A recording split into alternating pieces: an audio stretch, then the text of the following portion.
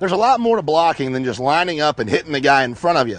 It actually can be broken down pretty scientifically. In fact, there's 3 major types of blocking, and today we're going to go over those 3 types so that you can teach your guys a few easy steps to help them increase your running backs' yards per carry. So stay tuned today to Clubhouse Gas.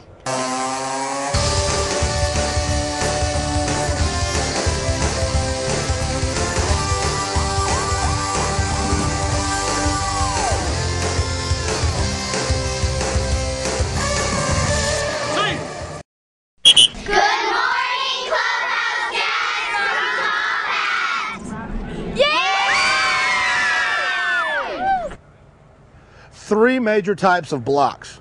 The first block's a drive block. Second block is a reach block, and the third block is a down block.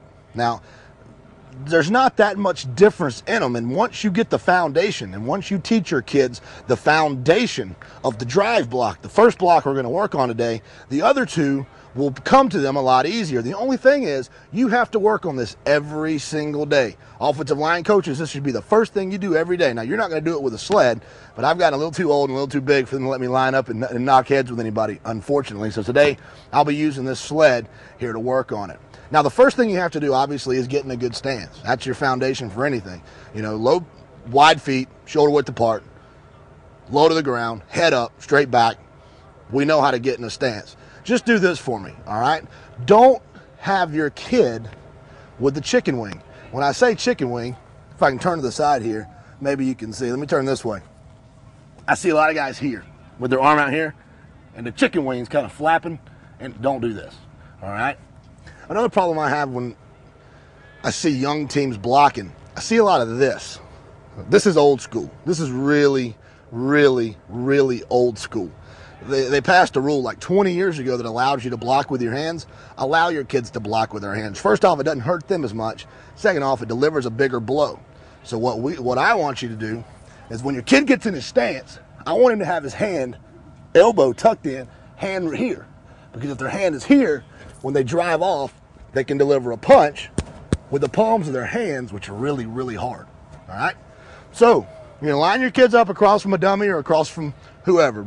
Start with a dummy. Turn my hat around. My dad would tell me he can't tell if I'm coming or going, so I'm sure I'll get a comment from Dad. All right? We're going to get in our stance, and then we're going to back them up. All right? Have them pull their elbow back. So you have both elbows on your knees, like you would get in your normal stance, but without your hand on the ground. This is how we're going to learn how to drive block. All right? The key to drive blocking is to step, which is firing off the ball, have your face in the numbers, and deliver the blow with the hands all at the same time. If you can teach your kid that right there, to hit with the face, hit with the palms of the hands, and step in all in one move, there are very few defensive tackles that'll be able to do anything with an 11-year-old. All right? So again, we're going to get them in our stance, but we're just going to move to here because we're going to break it down into steps. And we're just going to have them do this.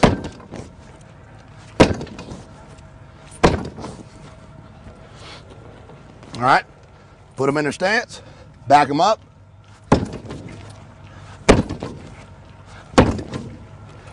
Step number 2 to the drive block. Once you get to this point, once you're here, that's all in one step. You're going to bring your second leg and start to roll your tail. All right? So your second leg comes up and your tail rolls. When they roll their tail in, it's going to stand them up. But if they're low enough and they're underneath the numbers, it's going to put this guy on his back wheels and you're driving him backwards. That's the drive block.